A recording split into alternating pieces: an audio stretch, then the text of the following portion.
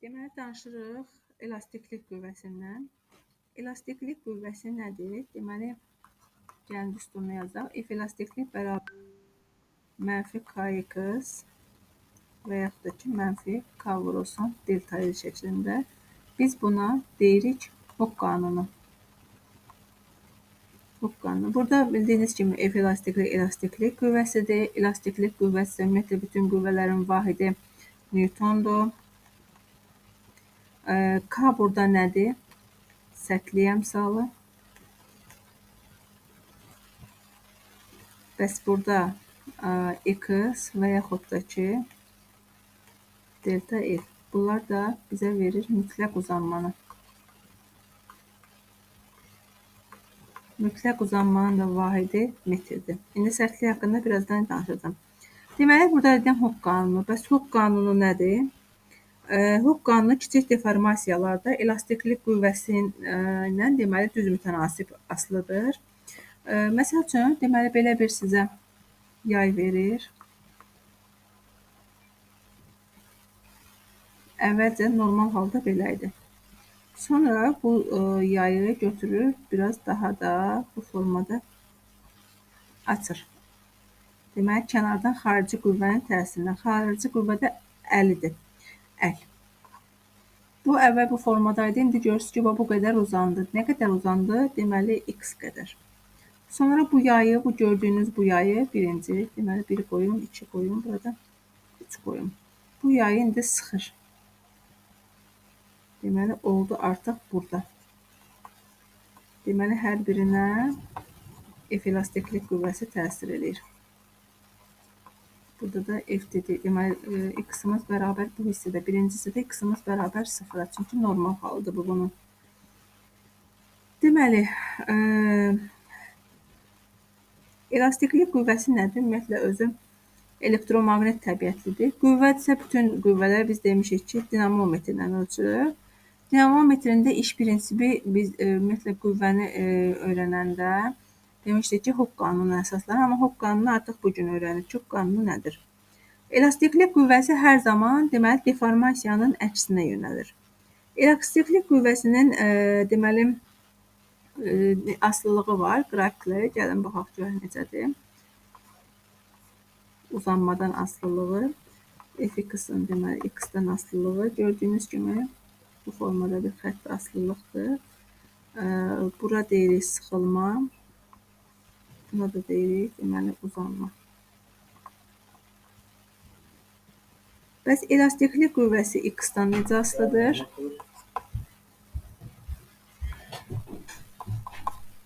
Gördüyünüz kimi F elastiklik bərabərdir kx-a, F x-dan düz asılıdır. Onda düz asılılığın qrafikini çəkirik. Bəs bu düsturdan gördüyünüz bu düsturdan k nəyə bərabərdir? K bərabərdir F elastiklik bölünsün x-a. Deməli, nədir? Onda gəlin vahidini çıxardaq. Qüvvənin vahidi Newtondur, uzanmanın vahidinə bayaq metr dedik. Newtonu da açanda kiloqram vurulsun metr bölünsün saniyə kvadrat. İxtisarlarımız gedəndən sonra qalır kiloqram bölünsün saniyənin kvadratı. Deməli, sərtliyin vahidi nədir deyəndə Newton bölünsün metr və yaxud da kiloqram bölünsün saniyə kvadratı. Sərtlik əmsalı, deməli, düsturundan da göründüyü kimi k bərabərdir F elastiklik bölünsün x-dır. Bəs onda nə ilə ölçülür deyəndə biz demişik düstura baxıb buna qərar verib. F elastiklik qüvvədir, qüvvəni ölçür dinamometr. X-ı uzanmanı isə ölçür, deməli, xəttkeş. Bunu uzunluq kimi düşünün. Xəttkeşlə təyin olunur. Onda biz deyirik ki, həmçinin Hooke qanunun doğruluğunu da nə ilə ölçə bilərik? Dinamometr və xəttkeşlə ölçə bilərik. Düsturdan görürsünüz ki, F elastiklik deməli K F-lə düz, X-lə tərs asdı. Amma biz demişik ki, fizikada bir neçə kəmiyyətlər var ki, onlar düsturda göründüyü kimi deyil. Yəni, sabit kəmiyyətlərdir. Onlardan biri də sərtlikdir. Yəni, sərtlik nə F-dən, nə də X-dən asılı deyil. Onda biz deyirik ki, K F elastiklik, deməli X və yaxud delta L-dən də asılı deyil. Bu da olur sabitlik qrafiki. Bəs nədən asılıdır desək, bu yalnız deməli sərtlik əmsalı materialın növündən və həndəsi ölçülərdən asılıdır. Yəni özünün asılı olduğu cəmiyyətlərdən ibarət bir düsturu var. K bərabərdir S-yə bölünsün L0-dır. S də burada N kəsiyinin sahəsidirsə, sahədirsə artıq riyaziyyatdan da bilirsiniz. Yerinə qoyuruq pi r kvadratı, qalanları olduğu kimi yazırıq y bölünsün L0. Burada R radiusdur. Bilirsiniz ki, radius diametrin yarısıdır. Onda yerinə qoyanda olacaq pi d kvadratı y bölünsün 4L0. Deməli, S burada nədir? N kəsiyinin sahəsi. Bəs L0 nədir? L0 başlanğıc uzunluqdur. L radiusdur.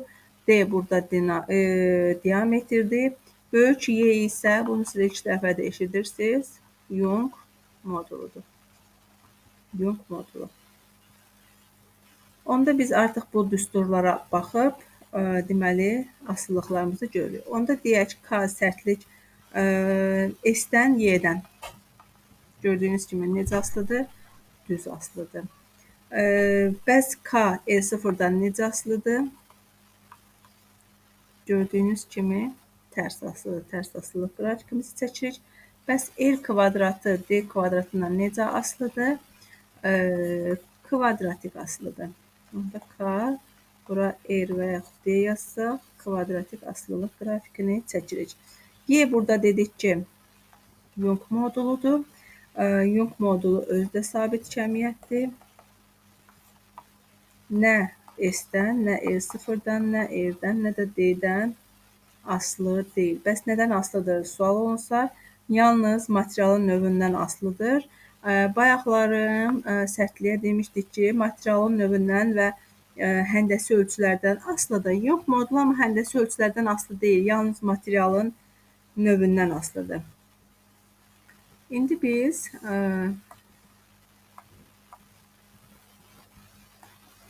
danışaq deformasiya olunmuş yayın potensial enerjisi. Bunları ümumiyyətlə öyrənəcək qarşı zamanlarda, amma hələ ki bu deməli K-la X-la bağlıdır deyə bu düsturları öyrənməliyik. Burada gəlin onda potensial enerjinin düsturundan danışaq. Y potensial bərabərdir Kx kvadratı bölünsün 2.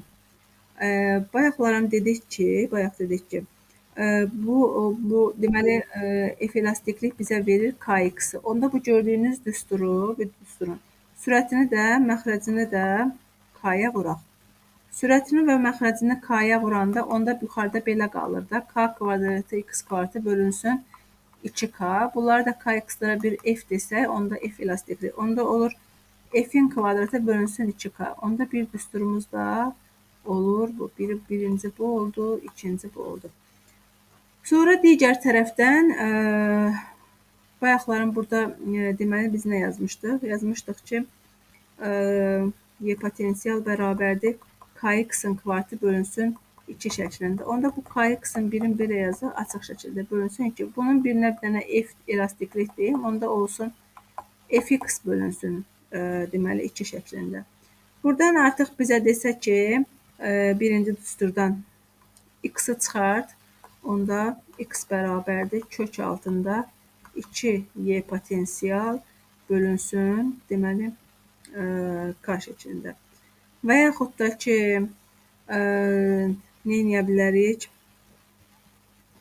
Bu F kvadratı, buradan F-i çıxarda bilərik. F bərabərdir, kök altında olacaq 2Y potensial vurulsun K şəklində. Yəni, düsturları istədiyiniz formada istifadə edərsiniz. Məsələdə sizə desək ki, verilmiş yay. Verilmiş yay sözü gördüksə, yazasınız ki, K bərabərdir konstant. Deyək ki, verilmiş yayın potensial enerjisinin elastiklik qüvvəsindən necə asılıdır? Onda siz K olan düsturdan gedəsiniz. Deyəsiniz ki, burada bu düsturu görürsünüz. Y potensial X-dan necə asılıdır? Kvadratik asılıdır. Bəs Y potensial F-dən necə asılıdır? Dedik ki, bayaq Y potensial bərabərdir F kvadratı bölünsün 2K. Gördüyünüz kimi verilmiş yaydırsa, siz mütləq şəkildə həmin düsturlarda K olmalıdır ki, K-nı sabit götürüb digərindən müqayisəsinə baxa biləsiniz. Onda deyirsiniz ki, Y potensial F-lə necə asılıdır? Yenidən kvadratik asılıdır. Sonra Yaydan asılmış cisimlərin hərəkəti var. Gəlin onlardan danışaq biraz. Deməli, birinci, yaydan asılmış cisim tarazlıqdadır və yaxud da ki, biz buna deyə bilərik, düz xətli bərabər sürətlə hərəkət edir. Bu formada buradan bir M kütləli cisim asılıb. Aşağıya doğru biz demişik ki, bunun ağırlıq qüvvəsi mg və dedik ki, əks istiqamətdə isə F elastiklik qüvvəsi hərəkət edir. Onda biz deyirik ki, F elastiklik bərabərdir mg-yə. F elastikliyin də yerinə istədiyiniz düsturunu qoya bilərsiniz. F elastikliyin düsturu nə idi? Kx bərabərdir mg. Buradan istədiyiniz kəmiyyəti çıxarda bilərsiniz. Tutaq ki, m-i çıxardısa, onda deyirsiniz ki, kx bölünsün j şəklində. Sonra x-i çıxardısa, x bərabərdir mg bölünsün x şəklində. Bu formada, x-a deyirəm ya, k, bu formada deməli, düsturlardan istifadə edə bilərsiniz. Sonra ikinci halda deyirik ki, yaydan asılmış cisim A təcili ilə şaquli yuxarı hərəkət edir. Bir dənə yenə cisimdir. Asılıb yaydan. Burada yenə hərəkətin əksinə F elastiklik. Aşağıya doğru mg və dedik ki, A təcili ilə yuxarı hərəkət edir. Həmişə yadda saxlayın, hansında ki, A təcili ilə yuxarı hərəkət edir, o daha böyükdür. Onda o istiqamətdə olan qüvvədən digərini çıxırıq. Yəni, F elastiklikdən çıxırıq bu aşağıya doğru olan mg-ni bərabər eləyirik nəyə?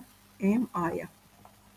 F elastikliyin yerinə, deməli, burada mg-ni bu tərəfə keçirdə bilərik. F elastiklik bərabərdir M-A plus mg. Onda buradan biz M ortaq çıxarsaq, olacaq J plus A şəklində. F elastikliyin yerinə yazaq Kx. Kx bərabərdir M vurulsun J plus A. Bu formada deməli düsturlardan istifadə edə bilərsiniz. Sonra üçüncü isə deyirik ki, yaydan asılmış cisim A təcili ilə aşağıya doğru hərəkət eləyir. Aşağıya doğru yenə mg-si, burada yaranır F elastiklik və A təcili ilə, bayaq demişdim ki, hansı istiqamətdəsə biz ondan digərini çıxırıq. Onda görürsünüz ki, mg istiqamətindədir və biz yazırıq mg çıxılsın F elastiklik bərabərdir M-A-ya. Onda deməli, biz nə edə bilərik? Yaza bilərik ki, mg çıxılsın M-A bərabərdir F elastiklik. Onda buradan da M ortaq çıxarsaq, F elastiklik bu tərəfə gedir. F elastiklik bərabərdir M vurulsun J minus A şəklində. F elastikliyi də açıq yazsaq, Kx bərabərdir M vurulsun J minus A şəklində. Deməli, biz yazırıq. Sonra biraz nümunələrə baxaq. Tutaq ki, tarazlıqda olan yayda yaranan elastiklik qüvvəsinin mütləq uzanmaları və yayın potensial enerjilərini müqayisə elə desə və bizə belə bir yayım da çox gözəl füsunkardır. Bura M-dir. Bizə verir ki, K1 bərabərdir K. Məsələ özü verir bizə bunu. Digər bir cisimdir. Burada da M-dir. Burada artıq K2-ni verir 2K şəklində. Bizə deyir ki, deməli, nəyi dedi? Deyir ki, elastiklik qüvvələrini. F elastikliyi, mütləq uzanmanı və Y potensialı müqayisə et. Və bizə bu gördüyünüz bu formada deməli şərtlər verir. İndi gəlin birinci baxaq. Birinci dedik ki, F elastiklik. F elastiklik bərabərdir Kx-a. Burada deməli bizə nə deyir? Nə demişdik? Tarazlıqda demişdik. Tarazlıqdadırsa, onda F elastiklik bərabərdir. Biz nə yazırıq? mg yazırıq. Düzdürmü? F elastiklik bərabərdir mg-dir və elastiklik qüvvəsi cismin kütləsindən asılıdır. Düzdür? Onda biz deyərik ki, F1 bərabərdir F2-yə. Sonra nə deyir bizə? Deyir ki, cismin uzanmasına bax. Biz dedik ki elastiklik bərabərdir mj, onda kx bərabərdir mj-yə yazırıq. Buradan x-ımızı çıxardırıq. X bərabərdir mj bölünsün k şəklində olur. Onda x ilə k necə asılıdır? Gördüyünüz kimi tərs asılı. Onda gəlin bizə tərs asılığımızı yazacaq. Yazaq x1 bölünsün x2 bərabərdir k2 bölünsün k1.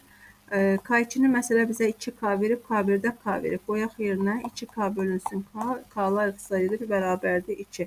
Onda buradan belə çıxır ki, x1-imiz bərabərdir 2x2 şəklində olar.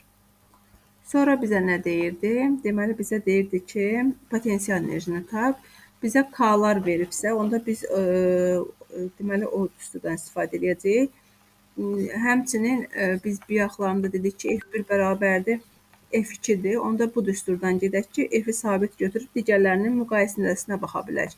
Y potensial bərabərdir F kvadratı. Rəylə çox sağ ol. Deməli, F kvadratı bölünsün 2K şəklindədir.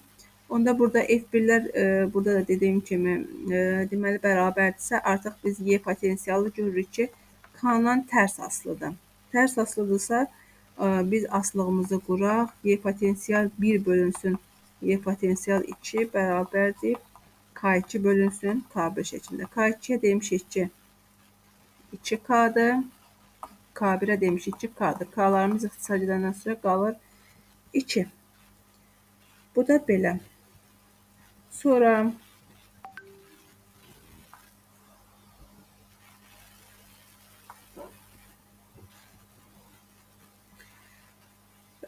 deməli, gəlin yaya bağlanmış cismin üfüqi müstəvidə hərəkətinə baxaq.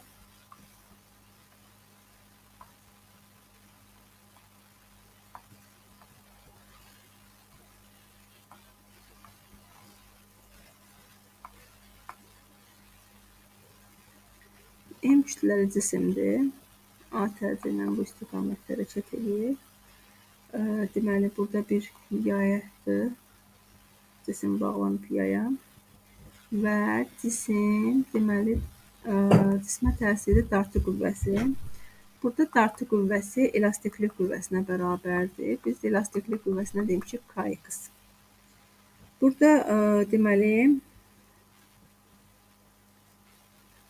buradakı qüvvə də onda bunun əksinə. Bu da F elastiklikdir. Burada da deməli F elastiklik. Hərəkətin əksinə yaranan qüvvəyə isə biz deyirik sürtünmə qüvvəsi. Bunlar haqqında da danışacağıq. Sürtünmə qüvvəsi də F sürtünmə bərabərdir mü mc düsturu ilə təyin olunur. İndi Newtonun ikinci qanununa əsasən biz deyirik ki, deməli gördüyünüz kimi A tərzi ilə bu istiqamətdə hərəkət edirsə, onda biz deyirik ki, F-dən, F qüvvəsindən çıxırıq. Deməli, F sürtünməni bərabər edirik. Buradakı F-dəki elastiklik qüvvəsidir də bərabər edirik MA-ya. Onda gəlin F-in yerinə düsturunu qoyaq. F-in yerinə KX qoyuruq. KX çıxılsın. F sürtünmənin də yerinə düsturunu qoyaq. Mü mc bərabərdir nəyə? MA-ya. Əgər desək ki, cisim bərabər sürətlə hərəkət eləyir. Bərabər sürətli hərəkətdə bilirik ki, təcrübimiz bərabərdir 0-dır. Onda artıq bu isə 0-a gedəcək. Və biz mc-ni, mü mc-ni bu tərəfə keçirdəndə deyəcək ki, kx bərabərdir mü mc. Yəni bu isə olmayacaqdır artıq bərabər sürətli hərəkət olarsa. Sonra deməli, yayların ardıcıl paralel birləşməsi var. Bunlar artıq yayların ardıcıl paralel birləşməsi çox istifadə olunmur. Yəni proqramdan da çıxarılmış kimidir. Amma yenə də mən demək istəyirəm sizə, yəni bir neçə cümlə ilə. Deməli, yaylar ardıcıl birləşə bilir, bir də paralel birləşə bilir. Gəlin baxaq yayların deməli ardıcıl birləşməsinə. Belə bir deməli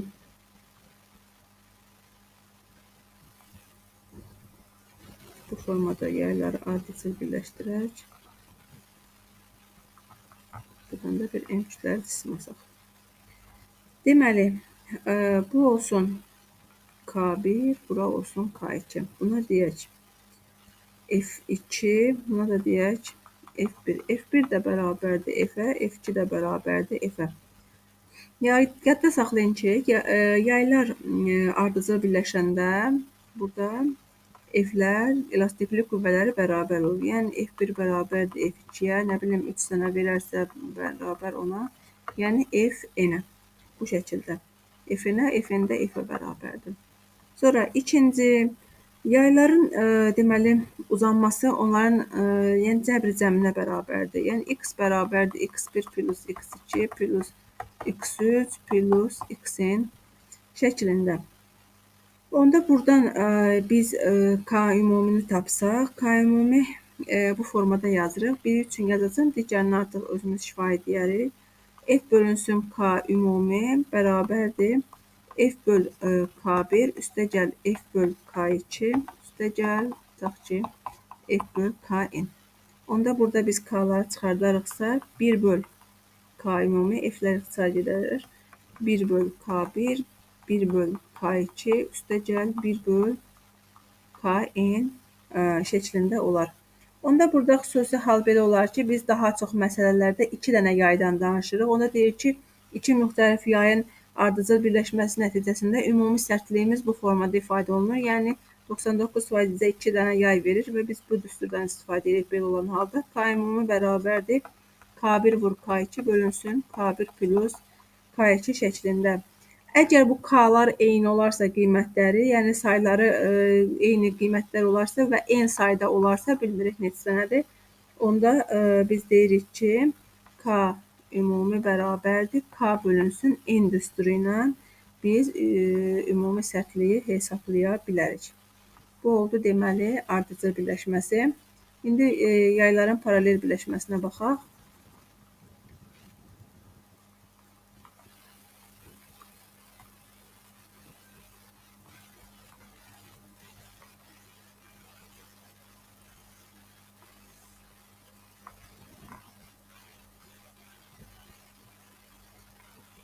Buna deyək F1, buna deyək F2.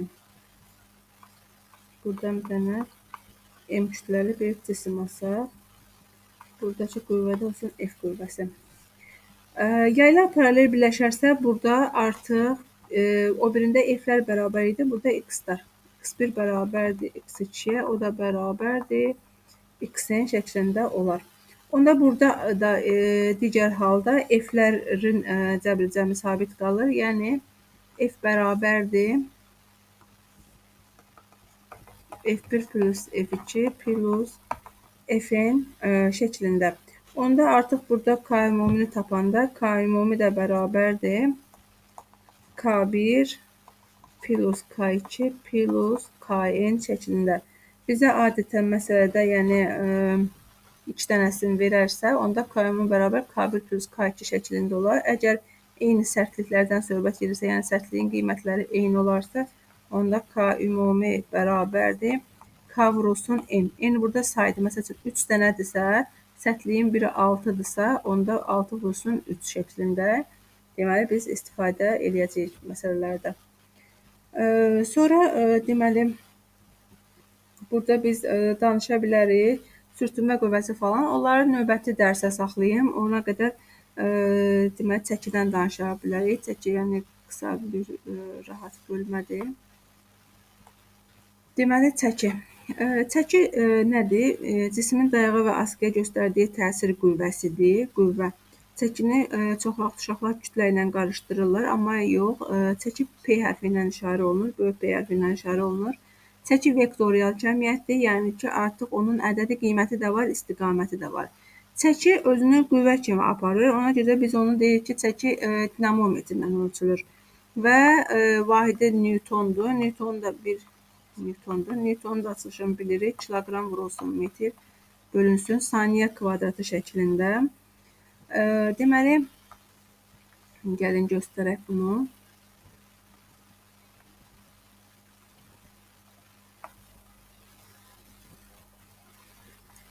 Yadda saxlayın. Deməli, bu təm mərkəzindən aşağıya doğru biz dedik ki, ağırlıq qüvvəsi təsir edir. F ağırlıq, o da mg-yə bərabərdir.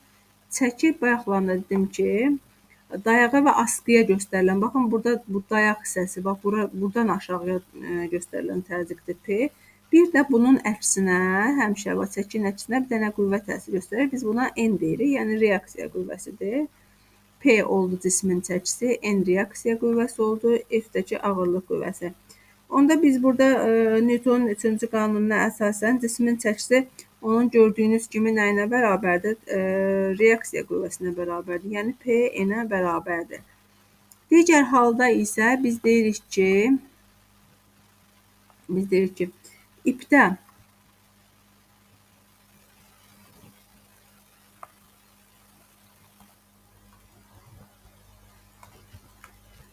deməli ipdə yaranan qüvvəyə baxaq. Görək bu deməli bu istiqamətdə bir T gərilmə qüvvəsi, bu askıdır, bizə askını verir. Bu T ipdə sapda yaranan deməli qüvvəyə biz T gərilmə qüvvəsi deyirik və burada tən mərkəzdən aşağıya doğru deməli nə təsir edir? F ağırlıq, o da bərabərdir mg-yə. Və biz dedik ki, çəki dayağa və askıya göstərilən təsirdir. Onda bu hissəyə də biz deyirik nə? P çəki qüvvəsi. Newtonun 3-cü qanununa əsasən burada deyirik ki, nəyə bərabərdir? Buradakı deməli ipin gərilmə qüvvəsi çəkiyə bərabərdir. Sonra bir neçə hala baxaq. Cisim deməli hərəkətlərinə baxaq ki, nə zaman deməli bərabər sürətlə hərəkət eləyir? Nə zaman bərabər yeniləşən, bərabər yavaşlayan. Deməli, 3 hal var burada. Deyirik ki,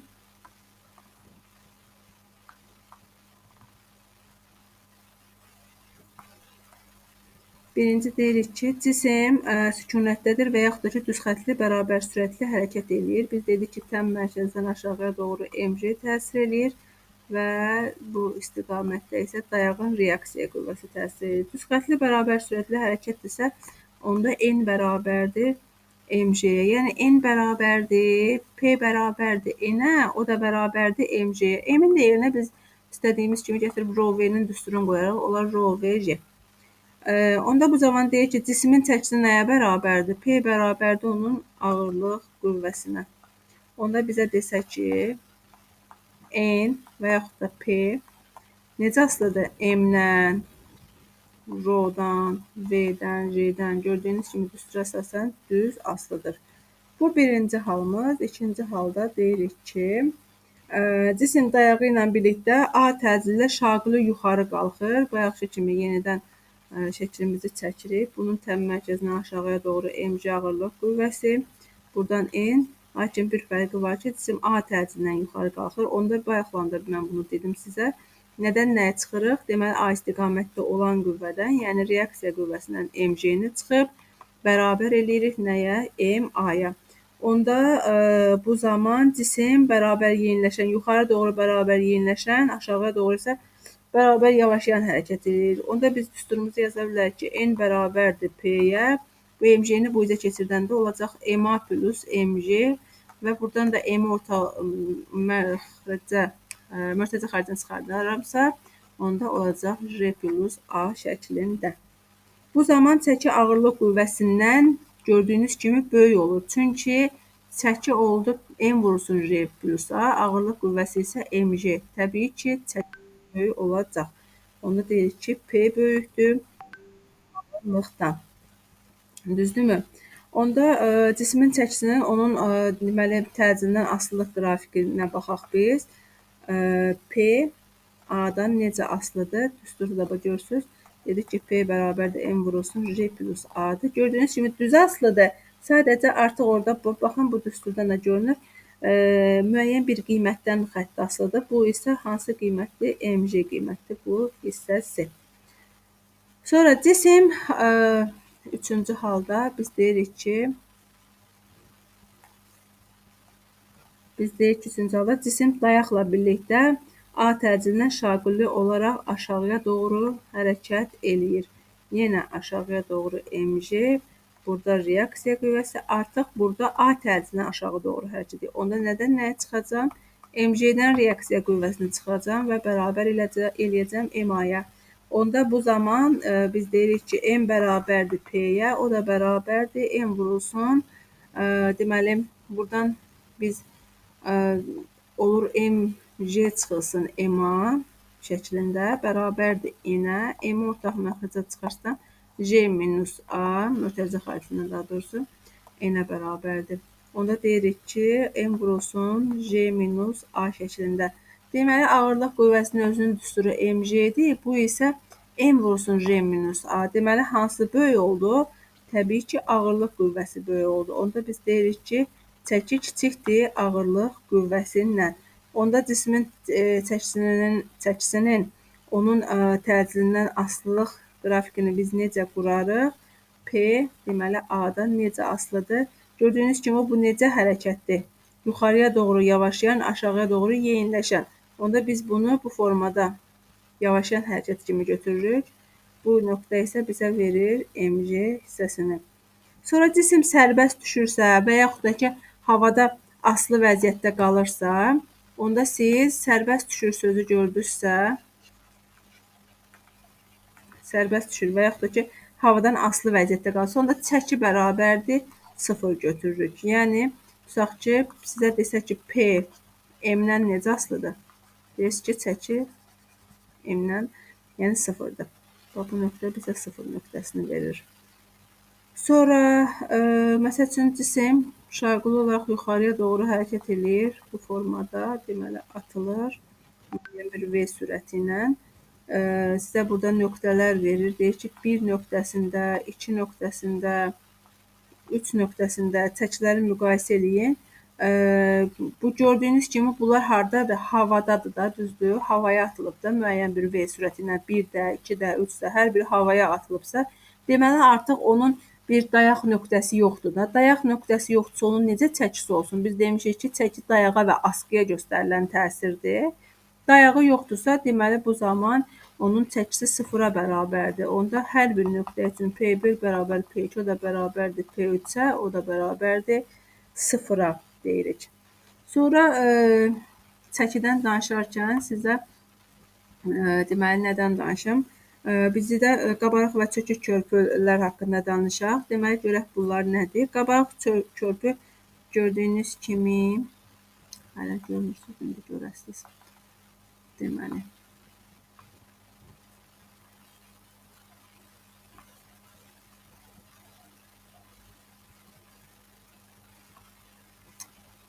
Nəsə, bunlar sözüm çəkim.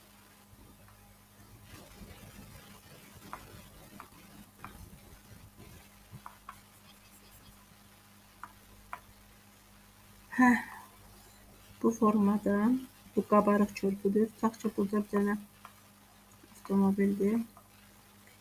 Müəyyən bir V sürəti ilə hərəkət edir burada. Biz demişik ki, bu aşağıya doğru bir MJ-si var. Və qabarıq körpüdə biz bilirik ki, bu çevrə üzrə hərəkət edir ki, yarısıdır da, yəni çevrənin yarısıdır. Onda bunun bir A təcili olacaq. Çevrə üzrə hərəkətdə təcil haraydı? Çevrənin mərkəzinə doğru. Deməli, A belədir. Onda reaksiya qüvvəsi də gördüyünüz kimi burada N-dir. Onda biz nədən nəyə çıxırıq? Deyirik ki, MJ çıxılsın N bərabərdir MA-ya. Bir dənə təcilin istiqamətini bilməklə biz artıq deməli düsturumuzu yaza bildik. Onda burada deməli N bərabərdir P-yə. Biz bu tərəfdən keçirsək M-anı bu üzə, N-i bu üzə, onda M-i də ortaq çıxarsaq, M vurulsun J minus A şəklində olacaq. Belə də elə bilin ki, MJ çıxılsın M-a bərabərdir N-ə, M-i ortaq çıxardıq, J minus A bərabərdir N-ə. Yəni, burada bu formada yazdım mən də. Sonra çevrə üzrə hərəkətdir bu. Çevrə üzrə hərəkətdə biz mərkəzə qaçma təcilinin düsturlarını öyrənmişik. Demişdik ki, V kvadratı bölünsün R-dir. Onu da gətirək yerinə qoyaq. M vurulsun, J çıxılsın, V kvadratı bölünsün R şəklində. Bu oldu qabarıq körpü. İkinci deməli isə nədir? Çökük körpü. Çökük körpüdə isə bu formada müəyyən V sürəti ilə hərəkət edir. Yenə burada aşağıya doğru MJ-dir. Burada artıq təcilin istiqaməti, bu tərafdan çəkməyəm, sadəcə şəklin üzərinə düşməsin deyə biraz qıraqdan çəkdim. Və burada bir N reaksiya qüvvəsidir. Onda biz nədən nəyə çıxacağıq? Artıq düşünürəm ki, bunu biz başa düşmüşük. A təcil istiqamətdə olandan digərini çıxırıq. N çıxılsın mj bərabər eləyir ma-ya. Onda burada yenə n bərabərdir p-yə. Biz digər tərəfə keçirdəndə m olur mj plus ma-ya. M-i ortaq çıxararıqsa j plus a-ya və bayaqlarında dediyimiz kimi a-nın yerinə v kvadratı bölünsün r şəklində də yazıb. Deməli, məsələlərimizdə istifadə edə bilərik. Sonra başqa bir deməli sizə deməli nədən danışım? Əlavə yüklənmədən də danışım, sonra qalanlarını növbəti izahda verərəm. Əlavə yüklənmə. Əlavə yüklənmə deməli cismin çəkisi sükunətdədirsə, cismin ümumiyyətlə çəkisi sükunətdəki çəkisindən çox olarsa, sükunətdəki çəkisi bizə mj-ni verir də. Yəni bundan çox olarsa cisim əlavə yüklənməyə məruz qalır da. Onda biz deyirik ki, n bərabərdir p bölünsün mj-yə. Burada da p öz çəkisindən daha çox olarsa, yəni j plus a-dır, bölünsün mj-yə. Buradan deməli m-lərimiz ixtisar gedərsə və biz bunu ayrı-ayrıqda yazarıqsa, belə j-lər, j bölü j bizə 1-i verir. 1 plus yerdə qalır a bölünsün j. Və yaxud da ki, a-nın da yerinə bayaq da dediyimiz kimi v kvadratı böl r yazarıqsa, v kvadratı böl r, bir də bunun yanında nədir? Bunu böyük də yaza bilər, kiçik də, fərqi yoxdur, radiusdur. Bu formada, deməli, əlavə yüklənmənin düsturu nə oldu? 1 plus a bölünsün r. Və yaxud da ki, 1 plus v r vurulsun j. Onda əlavə yüklənmədə n-in bizdən a-dan asılılığını istəyərsə, görürük ki, baxın, düz asılıdır. Sadəcə burada 1 var. Onda müəyyən bir qiymətdən xətti asılılıqdır. Bu qiymət də ki, 1-dir. Əlavə yüklənmə adsız kəmiyyətdir. Adsız kəmiyyət nə deməkdir? Yəni, onun vahidi yoxdur da. İndi bizə sual oluna bilər ki, cisim əlavə yüklənməyə nə zaman məruz qalar? Yəni, p bərabərdir, n vursun j plus a nə zaman ola bilər? Yəni, belə başa düşək bunu. Deməli, cisim şaqlı olaraq yuxarı hərəkət eləyərsə, deməli, şaqlı yuxarı təcilli hərəkət eləyərsə, çünki orada j plus a olacaq. Yuxarı bərabər yeniləşən hərəkət eləyərsə, orada da j plus a olacaq. Aşağı bərabər yavaşlayan. Niyə aşağı bərabər yavaşlayan deyirik? Çünki aşağı hərəkətdə deməli, a aşağı bərabər yavaşlayanda işarələr fərqli olur axı. Onda deməli, o da aşağı. Aşağı bizə verir, aşağı yuxarı da biri mənfi, biri müsbətdir. Yəni, onda biz bunu da deməli götürürük ki, əlavə yüklənməyə məruz qalıb. Digər halda çökük körpüdəki hərəkət, bunu qeyd eləmişdim. Çökük körpü gördüyünüz kimi, baxın, burada olur, baxın, j plus-a. Onda çökük körpüdəki hərəkət də biz əlavə yüklənməyə kimi götürürük. Sonra bir dənə də bir şey deyim sizə. Deməli, düzxətli, bərabər sürətli, bərabər yeniləşən və bərabər yavaşlayan hərəkətlərdə dedik ki, cismin çəkisi sabit qalır. Gəlin, onda biz baxaq görək, bir dənə qrafik verək, o qrafikin üzərində digər hallara baxaq. V-nin T-dən asılılığıdır. V T-dən, məsəl üçün, birinci bu formada belə xətti düz, bərabər yeniləşən. Sonra V-nin sabit qiymətini götürək, sonra isə bərabər yavaşlayaq. Bura olsun 1, bura 2, bura isə 3. İndi bizə deyir ki, bunu keç PT-yə. P-nin T-dən asılılığına keç. Deməli, birinci halda bərabər yeniləşən, biz demişik ki, bu gördüyünüz kimi yuxarı bərabər yeniləşəndir. Yuxarı bərabər yeniləşəndirsə, onda bunu gəlin P1 ilə işarələyək. P1 bərabərdir, M vursun J plus A-dır. İkinci, deməli, yuxarı bərabər sürətlidir. V-nin T-dən asılığı sabitliyib, biz bərabər sürətli hərəkət götürmüşük. Bərabər sürətli hərəkətdə demişik ki, P MJ-də, onda MJ-dir. Üçüncü isə bərabər yavaşlayan. Gördüyünüz kimi V müsbətdir, amma V yavaşlayanda V-nin A-nın işarələri fərqli olurdu. V müsbət sonra A mənfi olacaq. Ona düsturumuz B olacaq P3-də. M vurulsun J minus A. Bu formada. Onda gəlin, deyək ki, indi burada qrafiklər üzərində bunun qiymətlərini göstərin. Biz demişik ki, P nədir? Deməli, sabitdir də, yəni sabit olur. Onda ən böyük hansı qiymət, hansında olacaq? Deməli, 1-də. Sonra ikinci olur mg burada. Üçüncü isə gördüyünüz kimi biraz j minusa bu formada. Deməli, bizə belə verərsə qrafiklər, biz artıq buna uyğun qrafiklərimizi qurarıq. Onda bura olacaq m vurulsun j plus a. İkinci hal mg, digər isə m vurulsun j minus a şəklində. Deməli, biz bugün nədən danışdıq? Elastiklik qüvvəsindən danışdıq və çəkidən, əlavə yüklənmədən. Deməli, növbəti dərsimizdə də biz danışarıq, deməli, sürtünmə qüvvəsindən.